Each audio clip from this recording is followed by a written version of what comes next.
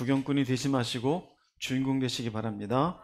오늘 본문 말씀 보겠습니다. 히브리서 13장 5절에서 6절 말씀 되겠습니다. 다 같이 합독하겠습니다. 돈을 사랑하지 말고 있는 바를 족한 줄로 알라. 그가 친히 말씀하시기를 내가 결코 너희를 버리지 아니하고 너희를 떠나지 아니하리라 하셨느니라. 그러므로 우리가 담대히 말하되 주는 나를 돕는 이시니 내가 무서워하지 아니하겠노라. 사람이 내게 어찌하리요 하노라. 네, 지난주 부활주일과 그 전주간 고난주간은 그 주간에 특별히 필요한 말씀들을 나누었습니다. 오늘은 이전에 우리가 말씀을 나누던 히브리서 말씀에 이어서 계속 말씀합니다. 여러분들의 생각을 상기시키기 위해서 3주 전에 나누었던 말씀 히브리서 13장 1절에서 4절의 말씀을 간략히 말씀드립니다. 히브리서 13장에서는 그동안 쭉 이야기했었던 믿음에 대한 모든 것들의 결과물로 그러면 이제 어떻게 살 것인가, 믿음의 실제적인 적용에 대해서 말씀을 나누었었습니다. 그 첫 번째로는 형제를 모하기를 계속하고 사랑하기를 계속하고, 네, 감사합니다. 3주 만에 깨끗이 잊으셨네요. 사랑입니다. 믿음의 실제적 적용의 첫 번째는 내가 믿음을 가졌으면 그것이 표현되는 것은 사랑입니다. 그러니 사랑이라는 것에 대해서 유념을 하고 그것이 믿음으로 사는 줄 알고 사랑을 계속하라. 첫 번째였고요. 두 번째는 무엇을 귀하게 여겨라? 네, 감사합니다. 결혼을 귀하게 여겨라. 결혼을 귀하게 여기고 그 침소를 더럽히지 말아라. 즉 결혼 생활 이외에서의 성생활은 결단코 하나님이 허락하지 아니한다. 결혼 안에서의 부부관계만이 하나님이 허락하신다. 결국 이렇게 우리가 하나님 앞에 온전한 성생활을 지내지 못하면 하나님은 음란한 자들, 간음한 자들을 어떻게 하신다? 심판하신다라고 했습니다. 참으로 이 시대에 필요한 말씀이에요. 첫 번째도 보면은 사랑이 식어가는 시대에 형제 사랑하는 것이 결국 믿음의 첫 번째 적용인 것이, 이 시대에 혼전순결이라는 용어는 박물관에나 갈 만한 용어가 되었죠. 교회를 다니는 청년들도 혼전순결은 아예 지우개로 지우고 삽니다. 또 결혼하신 분들도 이제는 나 애인이 있어라는 얘기가 부끄러운 얘기가 아니라 뭔가 자랑스러운 얘기인 것처럼 사람들 간에 오가는 풍토가 조성된 세상입니다. 이런 세상에 하나님의 말씀은 여전히 진리 가운데 우리에게 빛과 같이 빛납니다. 너희들은 계속 사랑하는 자가 되어야 된다. 하나님이 허락한 것이지만 일정한 범위 안에서 성이라는 귀한 도구를 잘 사용할 줄 알아야 된다. 이것이 히브리서 13장 1절에서 4절까지의 말씀이었습니다. 오늘은 두 가지 더 얘기가 있습니다. 믿음의 실제적 적용, 세 번째, 우리들에게 정말로 민감하고 어려운 문제, 물질에 대한 문제입니다. 물질에 대한 문제, 자본주의죠. 뭐가 중요해요? 돈이 중요하죠. 뭐 때문에 사건 사고가 많이 납니까? 돈 때문에 사건 사고가 많이 납니다. 돈이 아니면 왼수가 될 수 없었고 돈이 아니면 가까워질 수도 없는 희한한 세상 속에 살고 있습니다. 믿음의 실제적 적용, 돈이 중요한 세상인데 이 중요한 세상 속에 우리는 어떻게 살아야 되느냐? 뭐라고 나와 있습니까? 돈을 사랑하지 말라입니다. 돈을 사랑하지 말라. 벌써 마음에 어떤 마음이 들어요? 거부감이 딱 들죠. 그죠? 거부감이. 자, 그러면 돈을 사랑하지 말라라는, 반대로 말하면 돈을 사랑한다는 것은 무엇일까요? 돈을 사랑한다는 것. 대개 교회분들 보면은 하나님을 사랑한다는 말은 쉬워요. 그러면서 돈을 사랑하냐면 아니라는 얘기를 많이 해요. 돈을 사랑하는 게 뭔지 한번 살펴볼게요. 돈을 사랑하는 건요, 넘어가 보세요. 그 다음, 돈이 삶의 목표가 되어져 있는 것이에요. 예수 믿는 사람은 삶의 목표가 어디인 것으로 말씀하고 있죠? 어디예요? 천국이에요. 영혼 구원이에요. 그런데 돈이 삶의 목표예요. 나는 일단 10억은 벌어야 되겠어. 나는 일단 100억은 찍어보고 교회 나갈 거야. 그런 분도 많아요. 두 번째는요, 돈을 통해 안정감을 느끼거나 정체성을 가져요. 뭔가 잔고가 좀 있으면 살만하다. 잔고가 줄어들면 큰일 났다. 하나님과 관계가 있어요, 없어요? 아무 관계 없어요. 내가 돈을 좀 벌면은 나 괜찮은 사람이야. 남들보다 연봉이 좀 더 높아지면 그렇지, 내가 능력 있는 사람이지. 뭐예요? 돈에서 자기의 정체성을 가져요. 세 번째는요, 돈을 얻기 위해서 불의한 일도 마다하지 않아요. 돈을 얻기 위해서 거짓말해요. 돈을 얻기 위해서 사기를 쳐요. 돈을 더 많이 한탕하기 위해서 도박을 해요. 돈을 더 가지기 위해서 남의 집 담으로 올라가요. 도둑질을 해요. 여러분, 이런 것들이 무엇 때문에 결국 벌어진 일들이에요? 돈 때문이에요. 즉, 돈을 사랑한다는 것은요, 여러분 잘 보세요. 목표가 어디에 있습니까? 어디에서 삶의 안정감을 느낍니까? 돈 얻기 위해서 여러분 불의한 일을 하고 있지 않습니까? 그렇다면은 여러분들은 무엇을 사랑한다는 것이에요? 돈을 사랑한다는 거예요. 즉, 이게 무슨 말인지 아세요?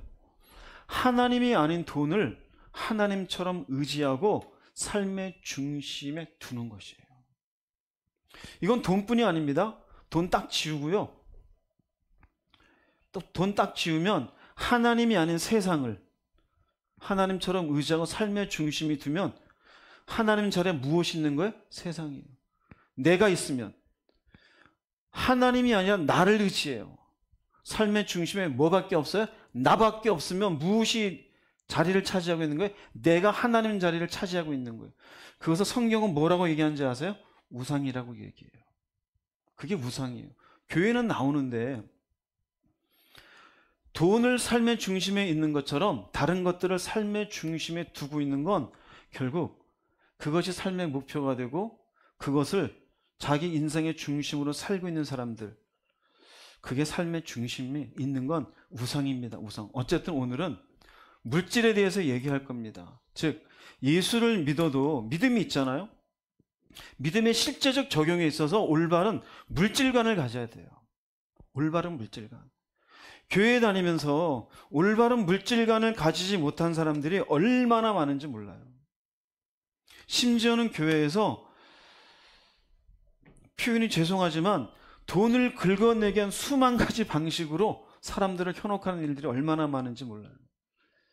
전부 왜 그럴까요? 돈을 사랑하기 때문에 벌어지는 일들이에요. 집사가 되고 장로가 되었음에도 불구하고 돈 때문에. 예전에 제가 부목사로 있을 때 장로님 직장에 사업장이에요. 신방하러 갔어요. 차를 내우는 거기에 이제 일하시는 수고하시는 비서님이 계시는데 장로님이 잠깐 나간 사이에 당연히 비서분도 교회 좀 나오시죠. 우리 사장님 같이 믿을 거면 교회 안 다닐 거예요. 그 다음은 안 물어봤어요. 안 물어봤어요. 교회에서는 굉장히 좋은 분으로 해주는데 점점점 그분의 삶을 보면은 돈이 중심이에요. 그 비서님이 왜 그렇게 있는지가 보여요. 여러분 자신을 잘 보세요. 믿음으로 산다는 건 우리가 지금 히브리서 13장으로 보자면은 믿음으로 사랑이 증명되고 있냐 이거예요. 믿음으로 내 결혼 생활을 귀하게 여기느냐 이거예요. 세 번째는 올바른 물질관을 가졌느냐. 히브리서를 쓰는 과정엔 이것을 세 번째로 딱 해요. 참으로 우리 시대에 필요한 말씀이라고 말할 수 있습니다. 디모데전서 6장 10절에 있는 말씀 한번 읽어보겠습니다. 돈을 사랑함이 일만하게 뿌리가 되나니 이것을 탐내는 자들은 미혹을 받아 믿음에서 떠나 많은 근심으로써 자기를 찔렀도다. 돈을 사랑함이 일만하게 뿌리가 되느니 이것을 탐내는 자들은 미혹을 받아 믿음에서 떠나 많은 근심으로 자기를 찔렀다. 우리가 재물관에 대해서 물질관에서 이야기할 때 돈 자체는 죄가 있다 없다? 없어요. 주님이 이루면 축복합니다. 부자 되세요? 싫으세요? 부자 되세요? 부자가 나쁜 거 아니에요. 좀 제가 여러분들의 공산주의를 얘기하는 게 아니에요. 돈을 사랑하는 게 문제예요. 이에 대해서 무슨 말인지? 돈이 필요 없다는 얘기가 아니라요. 사랑하는 것이 악의 뿌리예요. 악의 뿌리. 악의 뿌리가 된다는 얘기는 돈을 사랑하기 때문에 하나님의 원치 않는 일들을 한다라는 거예요. 아니면 하나님의 원하시는 것들을 안 하는 거예요. 무엇 때문에요? 그 속에 들어가면 결국 돈을 사랑하는 마음 때문에 그렇다는 거예요. 여기에 나오는 돈을 사랑하니 일만하게 뿌리가 된다. 이유는 뭐냐면 이유는 요거예요. 탐내는 자들이 미혹을 받기 때문이에요. 탐내는 자들이 미혹을 받아. 이것이 이유이고요. 결과는 믿음에서 떠나게 되어져요. 차근히 볼게요. 탐낸다. 오레고 메누이라고 하는데요. 갈망하는 거예요. 어디로고 애쓰다요. 근데 여기에 원 의미는요. 오래고 말하는 게 원 동사예요. 근데 메누이 이 누이가 붙으면은요. 이건 분사형이에요. 대부분 고등학교 영어는 다 하셨잖아요. ing가 붙으면 뭡니까? 현재? 역시 수준이 높으셔요. 감사합니다. 마음이 편안합니다. 영어 선생을 부르려고 했는데 해경자매. 현재 분사형이에요. 그럼 뭡니까? 항상 뭐를 하고 있는 거야? 돈을 갈망하고 있는 상태예요. 계속 돈을 갈망하고 있어요. 은혜를 갈망하는 게 아니에요. 돈을 계속 갈망해요. 그러면 이게 어떻게 되냐면 미혹을 받아요. 아포프라 나오는요. 길을 잃어요. 빗나가 영적으로 보면은 사탄이 결국 이렇게 항상 돈을 갈망하는 자에게 빗나갈 수 있도록 미혹을 해요. 내가 결국 미혹을 받게 되어져요. 미혹을 받게 되어져. 즉 이유가 뭐냐? 왜 악의 뿌리가 되느냐? 내가 이렇게 항상 돈을 갈망하고 잘못된 길을 가게 된다는 이것이 악의 뿌리인데 돈을 사랑하게 되면 항상 갈망하면 어떤 선택을 하게 돼요? 잘못된 선택을 하게 돼요. 조금 전에 말씀했잖아요. 거짓말 안 해도 되는데 뭘 하게 돼요? 거짓말의 선택을 해요. 사기를 안 쳐도 되는데 사기를 치게 되어져요. 굳이 도박할 필요가 없는데 정선에 가서 한탕을 하려고 그래요. 예전에 어느 목사님이 그랬다 그러죠. 교회 헌금을 가지고 정선에 갔다가 교회에서 드러났어요. 그 목사님이 뭐라 그래요? 하나님의 돈을 불리기 위해서 갔었대요. 정신 나간 거 아니에요? 왜 그럴까요? 잘못된 선택이잖아요. 그렇죠? 잘못된 선택이에요. 저에겐 부흥회가 없어요. 그렇죠? 왠지 아세요? 부흥회를 제가 너무너무 싫어해요. 그 부흥회를 하는 의도를 너무 잘 알기 때문에요. 부흥회를 하면요. 정상적인 부흥회도 있어요. 그런데요. 부흥사와 목사님 간에 이번에 어느 정도의 계약이 있어요. 돈 문제예요. 심지어는 유명 부흥사는요. 6대4로 나누자 그래요. 얼마를 사례비로 드릴 테니까 와주세요가 아니라 부흥사분이 제안을 해요. 얼마 필요 없고요. 부흥의 기간 동안 나온 액수에 6대4로 나눕시다. 6은 누굴까요? 부흥사예요. 4는 교회예요. 근데 그거를 수락하는 건 이 부흥사가 오면 4를 교회가 받아도 어떻다는 거예요? 괜찮다는 거예요. 제가 실제 목사님에게 들은 얘기입니다. 그래서 그 목사님이 그거 싫어서 저를 초청해서 그래서 저 같은 사람을 부흥회 해달라고 요청을 해서 제가 알았었던 얘기예요. 왜 그럴까요? 그 교회는 부흥회를 한 이유가 뭘까요? 돈을 사랑하게 되면 잘못된 선택을 하는 거예요. 잘못된 선택. 자, 여러분들은 어떠세요? 말씀에서 벗어난 선택을 왜 하는 줄 아세요? 돈을 사랑해서요. 물질관이 똑바르지 못해서요. 왜 기도 안 할까요? 뭔가 돈 생길 일이 있으면 기도보다 그걸 따라가는 거예요. 하나님이 기뻐하시는 선택일까요? 아니에요. 매사 한번 살펴보세요. 여러분들이 오늘 예배 드리러 왔어요? 그런데 갑자기 돈 될 일이 생겨서 아침 9시 전화 와서 야 오늘 여기만 오면은 돈 얼마 준대. 빨리 와봐. 저한테는 연락 안 하고 그냥 목사님 오늘은 좀 쉬겠습니다. 문자 따가요. 뭐야 저희 교회야. 뭐 여행을 가시든지 어디 가시든지 가라 그러네. 그런 줄 알죠? 근데 누구는 다 보고 계셔요? 뭐 때문에 예배를 빠진 겁니까? 그게 어떤 선택이에요? 잘못된 선택이잖아요. 잘못된 선택. 여러분 어떤지 보세요. 돈 때문에 하나님 앞에 여러분의 신앙적으로 올바르게 선택해야 될 것들이 빗나간 게 있지 않습니까? 그럼 여러분들은 결국 악의 뿌리인 돈을 사랑하고 있었던 것이 이게 이유예요. 돈을 사랑하면 이게 결국 탐내게 되어지는 것으로 미혹을 받게 되죠. 그럼 결과가 어떻게 되냐면 결과는 믿음에서 떠나 많은 근심으로써 자기를 찔렀다 그러죠. 믿음에서 떠난다는 것은 믿음의 길은 돈이 생겨요? 안 생겨요? 안 생겨요. 기도하는데 돈 생겨요? 용서하는데 돈 생겨요? 안 생겨요. 예배하는데 돈 생겨요? 안 생겨요. 말씀 보는데 돈 생겨요? 안 생겨요. 돈을 사랑하는 사람 봤을 때 돈을 사랑하는 사람 입장에서 봤을 때 믿음의 길은 어떻게 보일까요? 바보 같아 보여요. 손해 같아요. 내 아까운 시간 거기 왜 써요? 기도하는 데 쓰고, 말씀 보는 데 쓰고, 예배하는 데 쓰고, 용서하는 데 쓰고, 누군가 찾아가가지고 내가 뭔가 그래 들어준 데 쓰고. 믿음의 길을 결단코 갈 수 없어요. 왜요? 자기는 돈을 사랑하는데 돈이 얻어지지 않으니까요. 얻어지는 건 뭐만 얻어지느냐? 많은 근심을 자기를 찔러요. 얻어지는 건 오히려 근심이 가득해요. 돈이 많아지면, 넉넉해지면 근심이 없어질 것 같죠? 하나님의 은혜는 없잖아요. 그럼 공허함은 무엇으로 채워요? 돈으로 채워요? 영적으로 여러분들, 우리는 존재는 하나님과의 관계가 온전하지 못하면 인간은 영원을 사모하는 마음이 우리에게 있어요. 1000억이 있어도 그건 채워지지 못해요. 오히려 많으면 많을수록 뭐가 많을까요? 근심이 많아요. 삼성에 회장되는 이주용이라는 분하고 일개 직원인 이제 말단으로 들어간 올해 입사한 신입사원은 누가 더 근심이 많을까요? 예. 신입사원은 지금 신났어요. 꿈에 부풀었어요. 야, 연봉이 말이야 오자마자 웬만한 중소기업 이상 되고 와 신난다. 이지용 이분은요, 언제 세계적인 기업들 앞에 내가 망할지 몰라서 노심초사해요. 그분의 입장에서는 1000억이라는 건 1조라는 것은요, 한순간에 날아가요. 근심이 가득해요.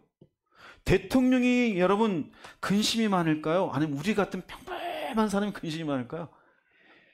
봤잖아요. 김대중, 김영삼 쭉 전부 어떻게 됩니까? 좋게 갑니까? 좋게 한 거잖아요. 박근혜도 그렇고 지금 뭐 가까운데 얘기하면 또 시끄러울 수 있으니까 갔잖아요. 전부 다. 얼마나 근심이 많아요. 믿음에서 떠나면요 오히려 근심이 가득해요. 근데 뭐냐면요, 찔렀대요. 페리페이로는요 꿰뚫어 관통해요. 누구를 찌르는 거예요? 자기를 관통하게 해요. 무엇이 관통시켰을까요? 돈을 사랑하는 마음이. 그걸로 잘못된 선택을 했어요. 기도해야 되는데 기도를 안 했어요. 용서하는데 용서를 안 하고. 하나님의 뜻 가운데 순종했는데 그 뜻을 무시해요. 내가 뭔가 도울 수 있는 사람을 내가 몸을 써서 도와줘야 될 텐데 내 에너지 아깝다고 안 했어요. 그럼 괜찮을 것 같죠? 근데 스스로 믿음의 길을 잃게 되고 방황하는 사람이 되어져. 이게 결과예요. 올바른 물질관을 가지지 못하면은 그때그때 눈이 멀어서 그 순간은 좋은 것 같아요. 500만 원, 1000만 원. 근데 놓치는 게 있어요. 하나님과의 관계, 믿음으로 사는 평안함, 그거로 인한 기쁨, 그건 없어져요. 점점 믿음의 길을 잃고 방황하게 되어져요. 즉 돈을 사랑하게 되면은 믿음은 잃어버리고 꿰뚫잖아요. 뭐가 꿰뚫냐면요, 근심, 불안, 편할 것 같죠? 갈등이 많아져요. 죄책감도 생겨요. 이렇게 살면 안 되는데, 교회 다닌 지 50년 됐는데 왜 내가 이러고 살까? 관계 파탄, 돈은 많은데 부부관계가 파탄돼요. 직원과 사장과의 관계가 좋지가 않아요. 공허해요. 돈은 쌓아놨는데 뭔가 편안한 것 같은데 아무것도 돌아온 게 없는 것 같아. 내가 뭐 때문에 종을 울리고 살았나? 자신에게 돌아와요. 즉 하나님이 아닌 돈으로 안정감을 얻으려다 믿음은 상실하고 점점 더 어떤 인생이 되어져? 불안해지는 인생이 돼요. 살펴보세요. 어디를 향해서 가고 있습니까? 안정감을 무엇으로 얻으려고 합니까? 돈입니까? 돈이에요? 그래서 삶의 중심에 돈이 있어요? 불안하지 않습니까? 여전히 근심이 있지 않아요? 관계가 파탄나지 않아요? 먹어도 써도 공허하지 않아요? 살펴보세요. 무엇 때문에 그래요? 돈을 사랑해서 그래요. 돈을 사랑해서. 그래서 성경은 얘기해요. 하나님을 먼저 사랑하라.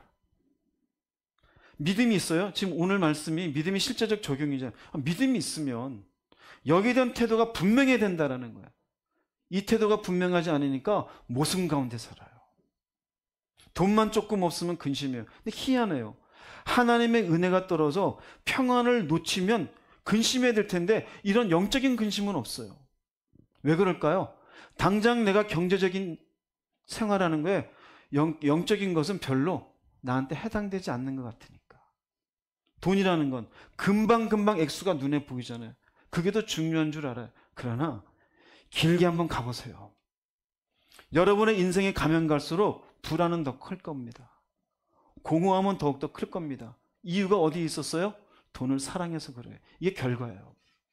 물질을 사랑하게 되어지면 결국 물질을 사랑하는 탐심으로 말미암아 미혹에 빠지게 되어지고 하나님에게서 멀어지게 되어져요. 그래서 돈을 사랑하는 것이 일만에게 뭐가 되어져요? 악의 뿌리가 되어져요. 일만하게 뿌리가 되어져요. 누가복음에 있는 말씀은 볼게요. 12장 15절 말씀 읽어보겠습니다. 그들에게 이르시되 삼가 모든 탐심을 물리치라. 사람의 생명이 그 소유에 넉넉한 데 있지 아니하니라. 예수님께서 제자들을 모아놓고 하시는 말씀이에요. 재물을 쌓아두고 하나님께 부여하지 못하대요. 이 뒤에 어떤 예를 드냐면 여러분 잘 아시는 부자비예요. 부자가 열심히 한 해 농사를 지었는데 막 그냥 농산물이 싸고 넘쳤어요. 그래서 이전에 있던 곡간은 모자르니 곡간을 새로 짓고 거기다가 잔뜩 넣어놨어요. 그러면서 말해, 이제 됐다. 편히 쉬고 먹고 마시자. 그랬더니 하나님이 하시는 말씀이 어리석은 자여 그랬어요. 오늘 밤 네 영혼을 취하에 가면 너 쌓아놓은 것이 누구 것이 되겠느냐. 우리들에게 동일하게 적용돼요. 어쩌면 예수를 믿고 믿음이 있다고 하면서도 재물을 쌓기 위해서 살지 않습니까? 재물을 쌓기 위해서. 즉 물질을 사랑하는 잘못된 물질관을 인하여 내가 어떻게 하든지 부자 되기 위한 것이 삶의 목표가 되어져 있지 않습니까? 믿음이 있으면서 불구하고. 성경은 뭐라고 말하냐면 어리석다고 얘기해요. 그 어리석음으로 잘못된 선택들을 하고 있어요. 무엇을 놓치고 살까요? 하나님을 놓치고 살아요. 입에는 하나님이 있어요. 머리에도 하나님이 있고 삶에는 없어요. 심령에도 없고. 이 부자의 비유를 한 뒤에 주님께서 제자들에게 하신 말씀이 있어요. 12장 21절 말씀, 조금 전 거 21절 말씀 읽어보겠습니다. 자기를 위하여 재물을 쌓아두고 하나님께 대하여 부여하지 못한 자가 이와 같으니라. 네, 하나님께서 부여하지 못하면 부자 같다 이거예요. 그래서 탐심을 물리쳐라. 사람의 생명은 그 소유에 넉넉한데 있다 있지 않다? 있지 않습니다. 이게 무슨 말일까요? 지금 우리 주제로 얘기하면 돈을 뭐 하지 말아라? 사랑하지 말아라. 돈을 삶의 목표로 삼지 말아라. 돈이 삶의 중심에 있지 말아라. 할렐루야. 깨닫는 귀가 있기를 바랍니다. 마태복음 6장 24절 말씀 읽어보겠습니다. 한 사람이 두 주인을 섬기지 못할 것이니 혹 이를 미워하고 저를 사랑하거나 혹 이를 중히 여기고 저를 경히 여김이라. 너희가 하나님과 재물을 겸하여 섬기지 못하느니라. 네, 사람이 두 주인을 섬기지 못한대요. 섬긴다라는 말은 둘레 오어인데요, 종노릇하다입니다. 종노릇한다는 얘기는 완전히 종속되어 복종하는 상태예요. 완전히. 그러면 내가 어딘가에 A라는 사람에게 종노릇됐으면 B라는 사람에게 갈 수 있어요? 없어요? 갈 수 있어요? 없어요? 없어요. 그 사람 말을 들을 수가 없어요. 그런데 여기 보면 인간은 뭐라고 생각하냐면요, 겸할 수 있다고 생각한다는 거예요. 하나님도 잘 섬기고 이 땅에서 돈도 잘 벌 수 있다고 생각한다는 거예요. 이 겸한다는 의미는 카이란 말은 대등하다는 얘기예요. 대등하다. 돈하고 하나님이 맞먹고 있는 거예요. 즉 이 말은 재물을 하나님과 동등한 위치에 두고 돈을 위해서도 살고 하나님을 위해서도 사는 것은 가능하다, 불가능하다? 불가능하다 이거예요. 불가능하다 이거예요. 여러분 생각해 보세요. 결국 내가 뭔가를 더 사랑하게 되어지면 그 뭔가를 더 사랑하는 것을 위해서 그것이 기준되어서 결정을 내리게 되어져 있어요. 여러분의 인생에 뭔가 중요한 결정을 내릴 때 기준이 돈입니까? 아니면 하나님입니까? 무엇입니까? 잘 사는 겁니까? 하나님 안에서 평안을 누리는 겁니까? 돈이 최고입니까? 돈이 안정감을 줍니까? 돈으로 행복감을 느낍니까? 하나님은 어디에 계십니까? 돈보다도 밑에 있어서 여러분은 돈에게 종노릇하면서 하나님을 돈을 위해서 일하시는 자기와 비슷한 종노릇하라고 자꾸 부탁하는 그런 신앙인 아닙니까? 그러니 주여 이것도 해주시고 이것도 해주시고 저것도 해주십시오. 응답해 주십시오. 그 목적이 모두 돈 아닙니까? 그럼 이 사람은 뭐를 사랑하는 사람이에요? 돈을 사랑하는 사람이에요. 잘 깨달으세요. 올바른 믿음의 실제적 적용 속에는 올바른 물질관을 가질 것을 얘기해요. 비록 이 시대에 돈이 있어야 살 수 있고 돈으로 인간 노릇할 수 있어요. 그러나 그럼에도 불구하고 우리가 믿음으로 산다라는 것은 돈을 하나님보다 더 사랑하면 안 된답니다. 여러분은 어떻습니까? 올바른 재물관을 가지지 아니하면 믿음의 실제적 적용을 하고 사는 사람이 될 수가 없습니다. 두 번째로 성경이 얘기하는 것은 돈을 사랑하지 말라, 있는 말을 뭐한 줄로 알라? 족한 줄로 알라입니다. 족한 줄로 알라. 이게 무슨 말이냐면요, 먼저는 지금 가지고 있는 것으로 만족하라. 있는 바를 족한 줄로 알라. 그럼 있는 것을 만족하려면요, 두 가지가 필요합니다. 하나는 절대로 비교하는 것 아니에요. 불평하는 거 아니에요. 누구하고 비교하지 않는 걸까요? 가진 사람과. 나는 10을 가졌는데 내 친구가 12를 가졌어요. 어떻게 느낄까요? 나는 모자라. 그 마음 가지지 말라요. 왜 그 마음 가지지 말아야 될까요? 지금의 형편은 하나님이 허락하신 것이라는 무엇이 있기 때문에, 믿음이 있기 때문에 그래요. 할렐루야. 이게 믿음이에요. 믿음의 실제적 적용에서 믿음이잖아요. 그럼 어떤 믿음이에요? 지금 하나님 허락했으니 저 사람이 12를 가졌든 나는 10도 없는데 1000을 가졌든 하나님이 허락하신 거고 난 나에게 허락한 거지. 저 사람이 1000억을 가졌든 나는 100도 없든 나랑 관계 있어요, 없어요? 나랑 관계 없어요. 나랑 관계 없어요. 그럼 나는 내게 주어진 형편 안에서 비교하거나 불평하지 않고 있는 것으로 만족하는 자가 될 것이 성경적 물질관의 두 번째예요. 할렐루야. 그런데 이렇게 살아요, 안 살아요? 이렇게 살아요, 안 살아요? 마치 사는 듯한 표정으로 이렇게 하시네요. 네. 그분은 진짜 그렇게 사시는 분이고 아닌 분들 많잖아요. 그렇죠? 오늘 말씀 정말 중요해요. 잘못된 물질관으로 돈을 위해 살면서 자기는 아닌 척하는 사람들 굉장히 많아요. 근데 결국 내리는 결정을 보면 돈 때문에 내려요. 만족할 줄 몰라요. 충분히 지금 먹어도 되는데 만족할 줄 몰라요. 왜 그럴까요? 전부 사실은 불안해서 그래요. 이러다가 잘못되는 게 아닐까? 못 먹는 게 아닐까? 저 사람보다 덜 사는 게 아닐까? 남들은 다 이러고 사는데 다 그런 거 못 누리지 않는가? 아니요. 성경은 얘기해요. 못 가지더라도, 못 먹더라도 어떻게 해라? 지금 있는 것으로 만족할 줄 아는 신앙인이 실제적인 믿음에 적용이 되어져요. 빌립보서 4장 12절에서 13절 말씀 읽어보겠습니다. 나는 가난하게 사는 법도 알고 부유하게 사는 법도 압니다. 배가 부르건 고프건 부유하게 살건 가난하게 살건 그 어떤 경우에도 스스로 만족하게 생각하는 비결을 배웠습니다.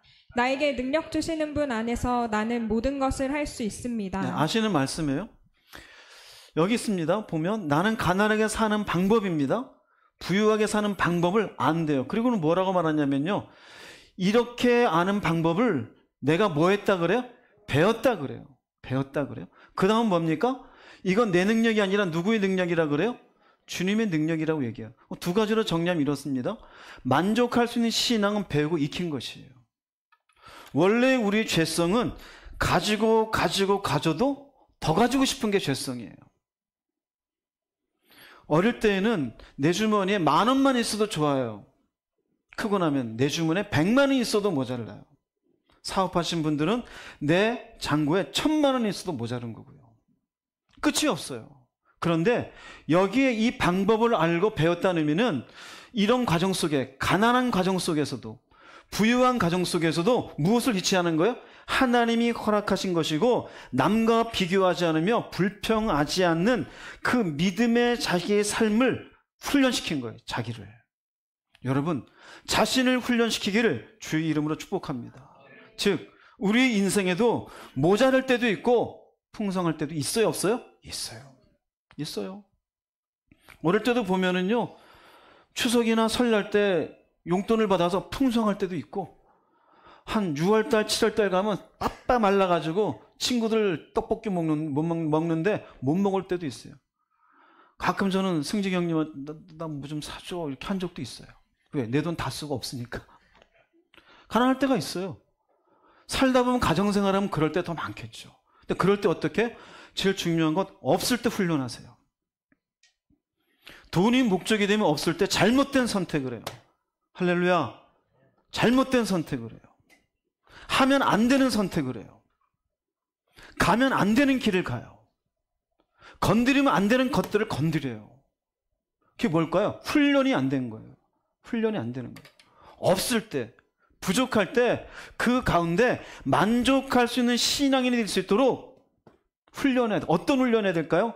주님이 주시는 은혜를 오히려 내 심령 속에 채우는 거예요. 내게 능력 주시는 분 안에서 내가 이걸 할 수 있는 방법을 배웠다라는 거예요.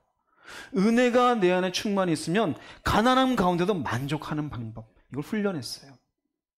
그럼 바꿔서 말하면 내게 충분히 만족하는 방법을 내가 터득하지 못한 사람은 부족하면 늘상 어떨까요? 은혜로 내 마음을 그걸 컨트롤하는 게 아니라 사람 따라다니거나 돈 따라다니거나 방법을 강구한 거예요. 여러분, 없을 때 무릎 꿇으세요. 상황이 힘들 때 부르짖으세요. 방법을 찾지 마시고 그것 속에서 하나님 앞에 만족하는 자신을 만들어내세요. 그게 훈련이에요. 그렇게 되면은 나중에 잘 되더라도 이걸로 교만해지지 않아요. 즉 교만해지지 않는다는 건 이걸로 안정감을 누리거나 이것 때문에 내가 괜찮은 사람이라 생각하지 않아요.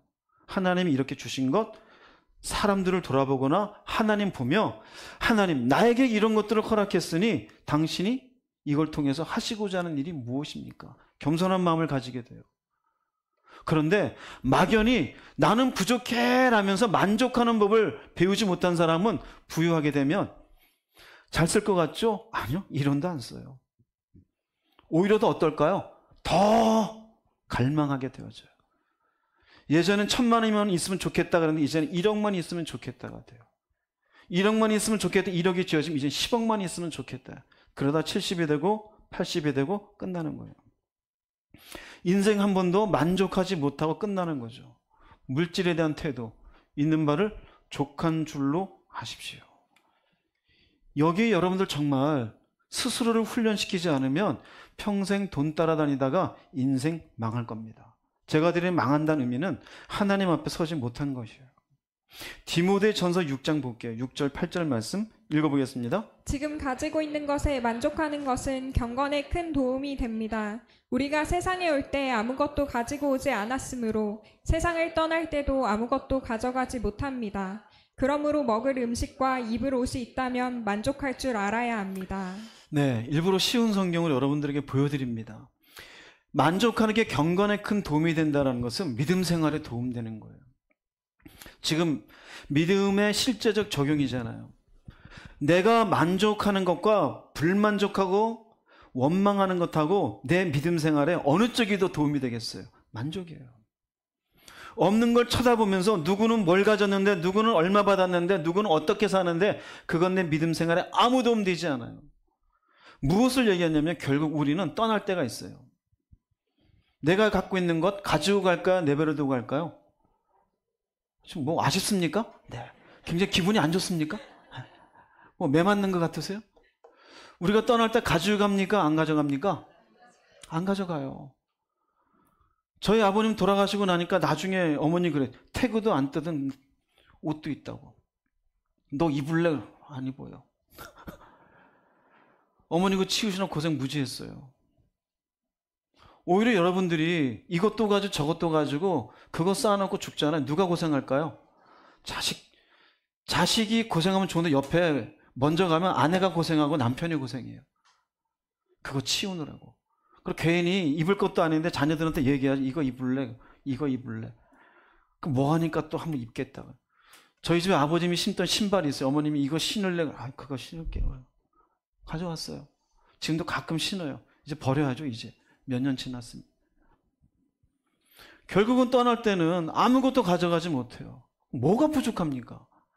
그래서 8절은 말합니다. 먹을 음식과 입을 옷이 있으면 뭐 할 줄 알아야 된다? 여러분 집에 먹을 음식과 옷이 최소한 있으신 분 아멘 해보세요. 그 만족할 조건이 돼야 안 돼요? 돼요. 그 이상에 대해서는 얘기 안 하잖아요. 있을 수 있어요. 있을 수 있어요. 어떤 분은 뭐 100억이 있을 수도 있겠죠. 모자랄 수도 있겠고. 그건 뭐 하지 말아라? 비교하지 말아라. 어떤 분은 연봉이 1억이 넘을 수도 있겠죠. 어떤 분은 실업이 되어서 직장도 못 구하고 있을 수도 있겠고. 뭐 하지 말아라? 비교하지 말아요. 그래도 먹어요, 안 먹어요? 먹잖아요. 불평하지 말라고 예배 끝나면 먹을 거 줘요, 안 줘요? 주잖아요. 동일하게 주잖아요. 국물 덜 퍼주던가요?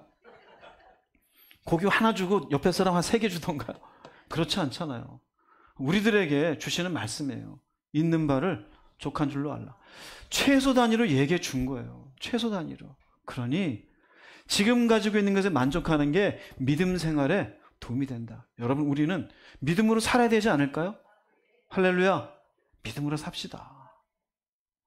어차피 지금 계신 분들 평균적으로 앞으로 50년 안에 3분의 2는 다 가실 분들이에요.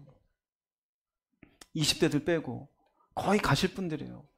50년 안에 갈 건데 왜 돈을 목적으로 삼고 삽니까? 왜 그놈의 돈 때문에 잘못된 선택을 합니까? 기도할 시간을 내야 될 텐데 돈 때문에 안 내고, 말씀 받을 시간을 내야 되는데 돈 버느라고 안 내고, 이런저런 핑계들이 그 근본적인 이유가 뭐 때문에요? 물질에 대한 태도가 안 바뀐 거잖아요. 그렇죠? 어떻게 믿음의 삶을 살 수 있겠습니까? 성경에서 얘기하는 올바른 물질과는 두 번째는 있는 바를 족한 줄로 알라. 옆에 분하고 인사합시다. 있는 바를 족한 줄로 압시다. 네. 제발 욕심 부리지 말고요. 그리고 세 번째는 친절하게 얘기합니다. 내가 결코 너희를 버리지 아니하고 너희를 떠나지 아니하리라. 다른 곳에 붙어있는 말씀이 아니라 물질을 사랑하지 마라. 있는 바를 족한 줄로 알라. 거기에 붙어있는 말씀이 하나님이에요. 내가 언제 너희를 버리디? 내가 언제 너희를 떠났디? 왜 돈을 사랑하고 왜 그것 때문에 있네 없네 비교하고 불평하고 있어? 있는 바를 만족해. 즉 돈을 사랑하지 않고 지금 가지고 있는 것에 만족할 수 있는 이유는 하나님이 어떻게 하시기 때문에 함께 하시고 지키시기 때문이라는 거예요. 하나님이 만물의 주인이시잖아요. 근데 우리는 여기에 잠깐 내 생활비에 100만 원 부족해요. 하나님이 이걸 모른다고 생각해요. 아실까요? 모르실까요?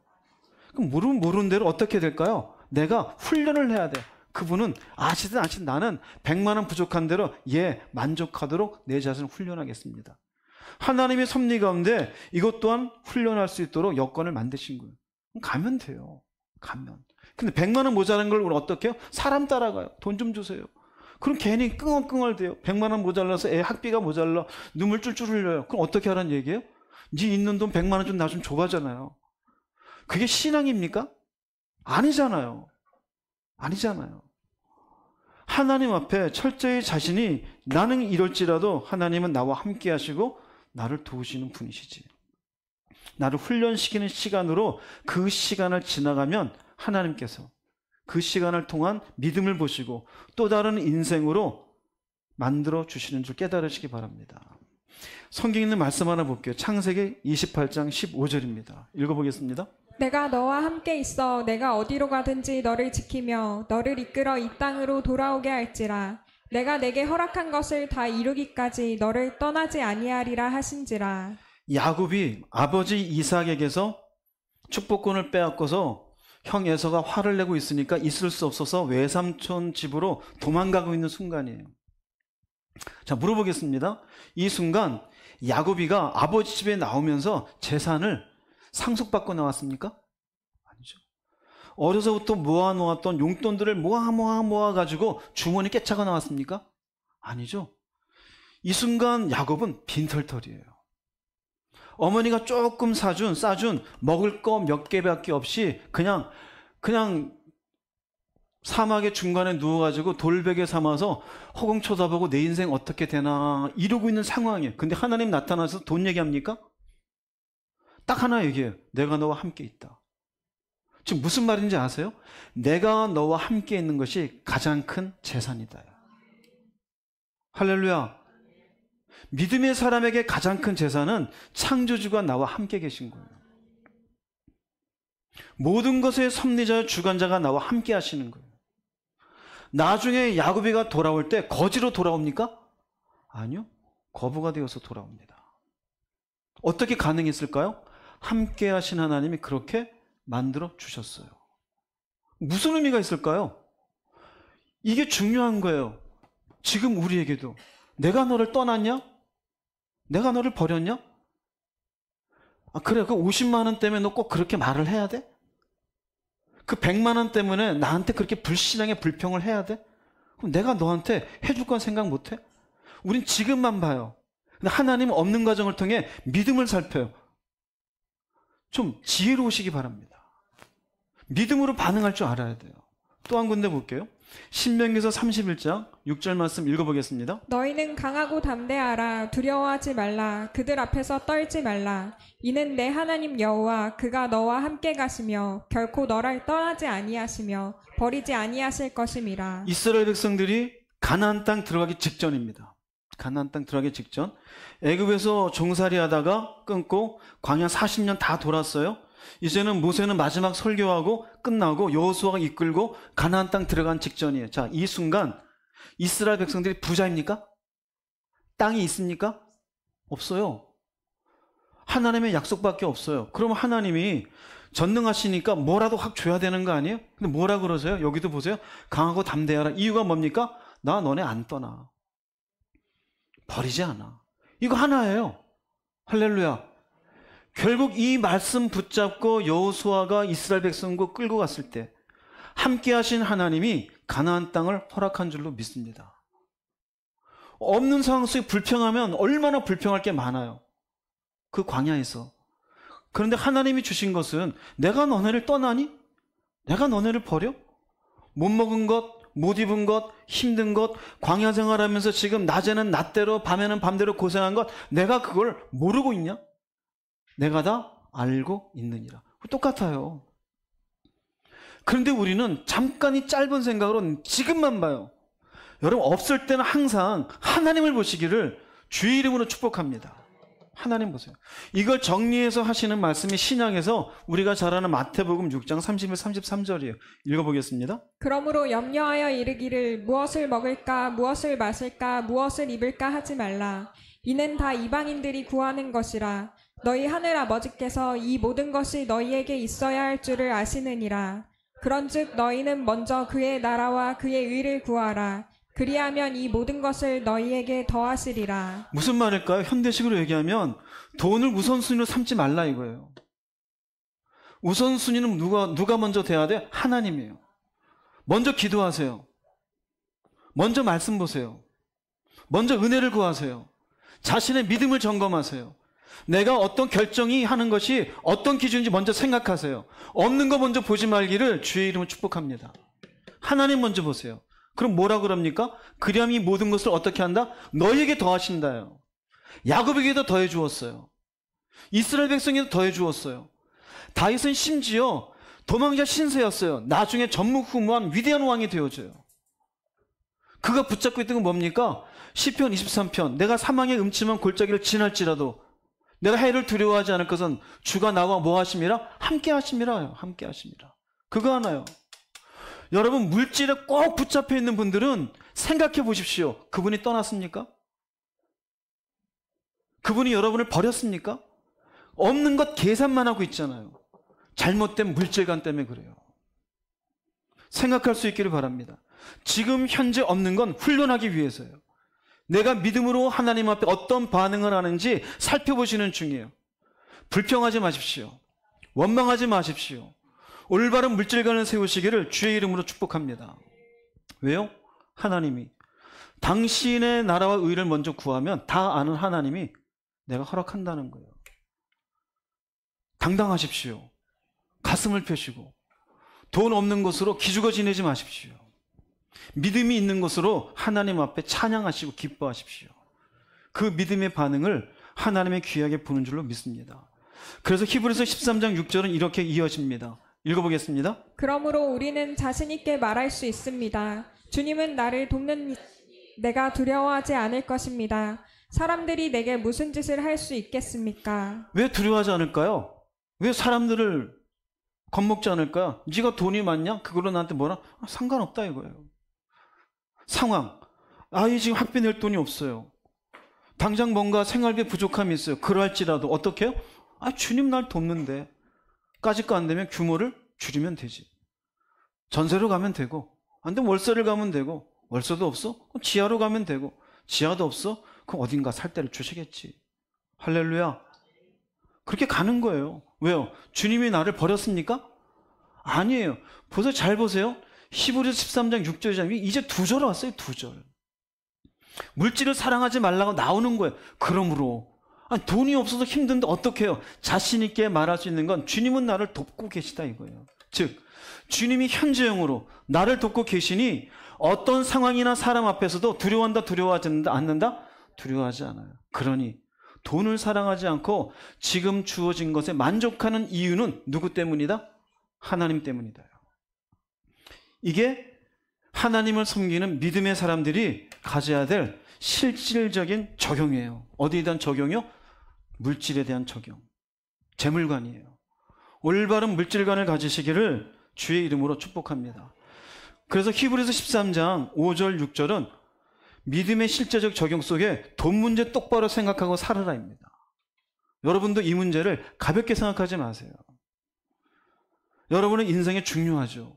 돈이 모든 걸 인생을 좌우하는 것 같으니까 더 큰 게 있어요. 하나님이 우리의 영혼을 좌우하셔요. 믿음을 가졌잖아요. 믿음이 뭡니까? 하나님이 나를 버린 겁니까? 아니잖아요.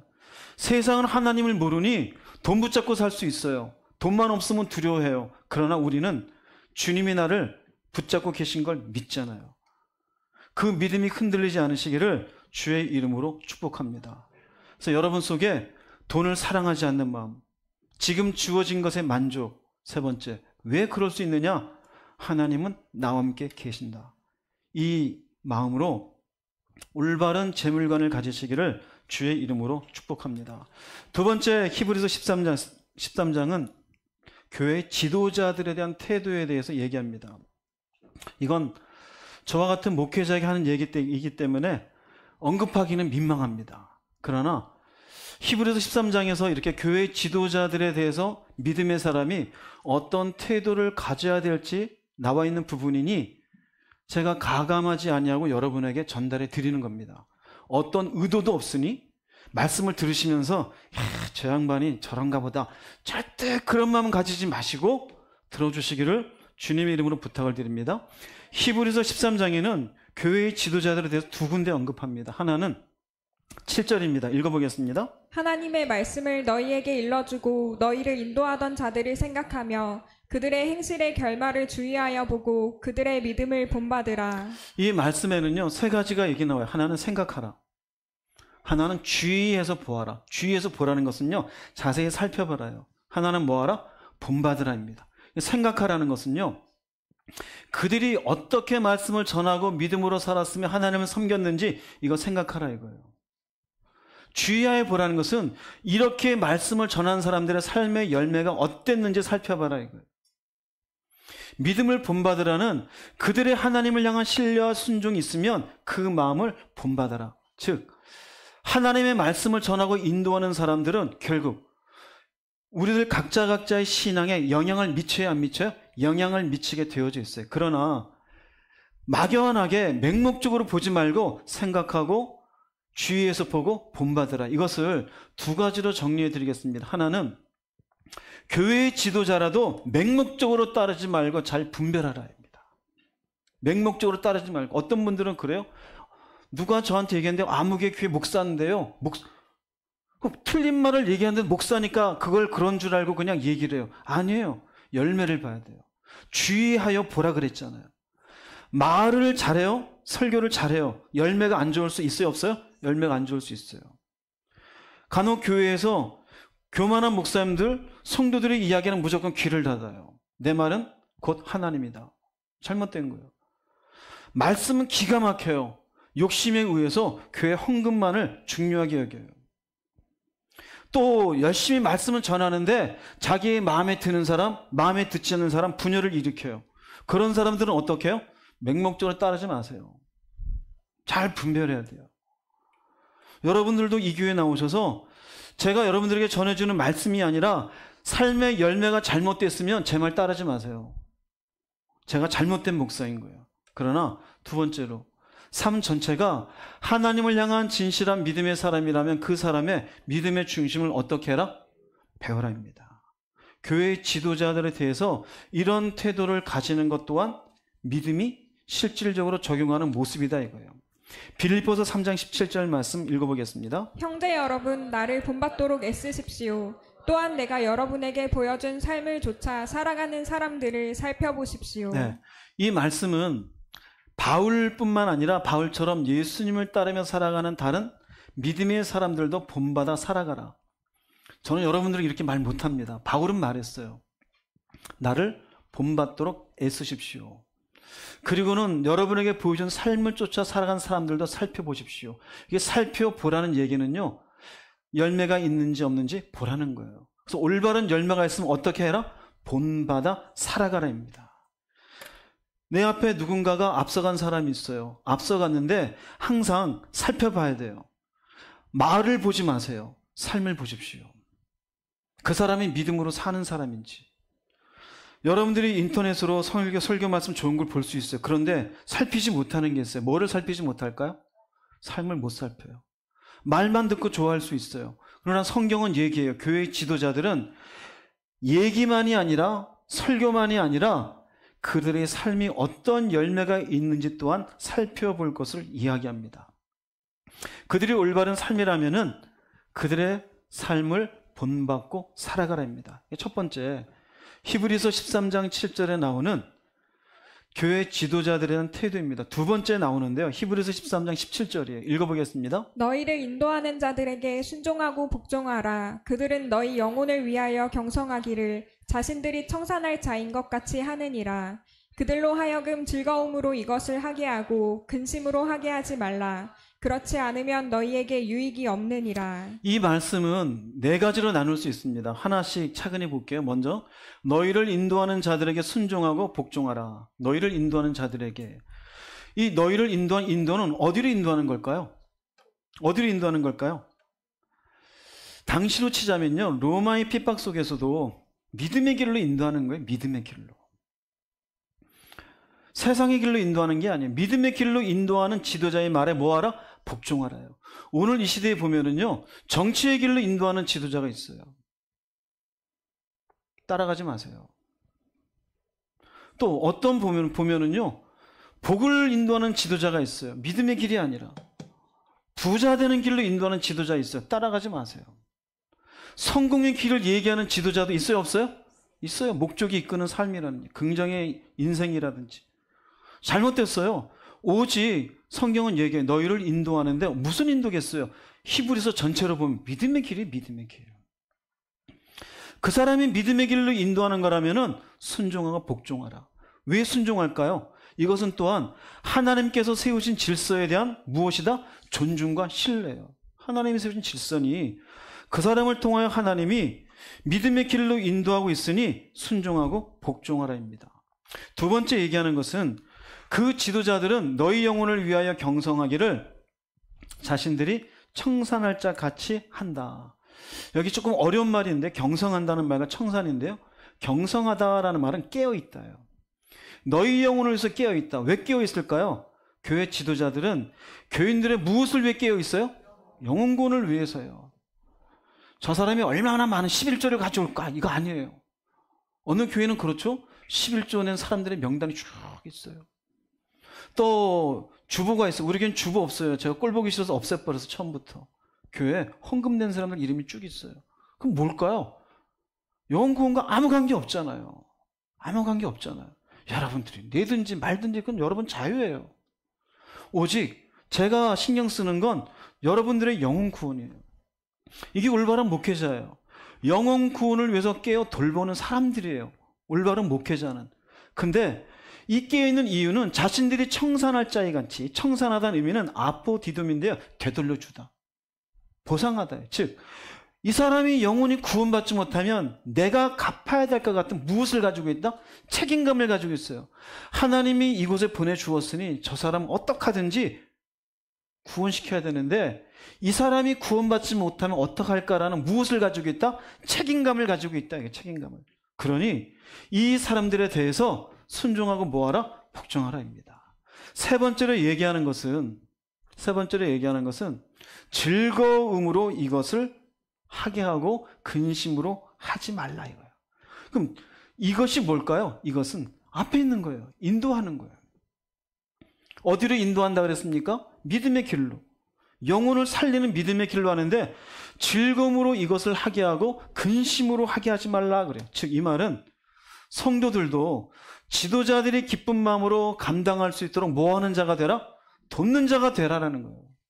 돕는 자가 되라. 불순종과 고집으로 지도자들이 부담스럽고 근심되는 일이 되지 않게 하라.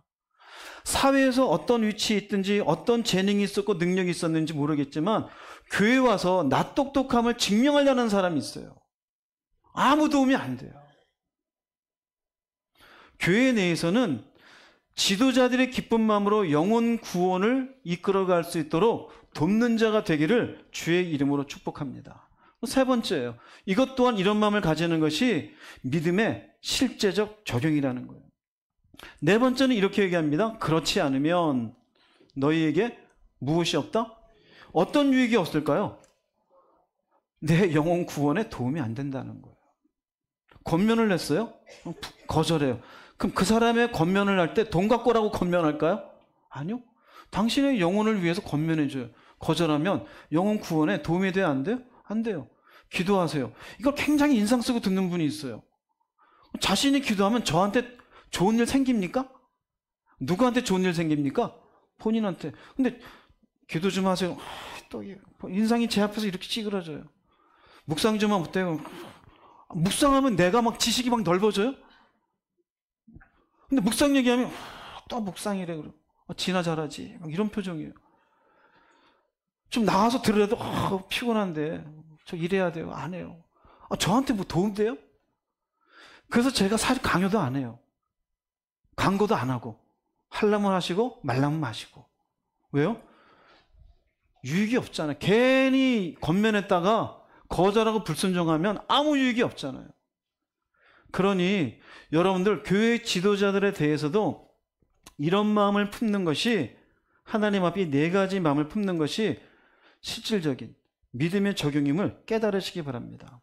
에베소서 4장 11절 12절 말씀 읽어보겠습니다. 바로 그분이 사람들에게 각각 다른 직분을 주셔서 어떤 사람은 사도가 되게 하시고 어떤 사람은 예언자, 어떤 사람은 전도자, 어떤 사람은 목사, 또 어떤 사람은 교사가 되게 하셨습니다.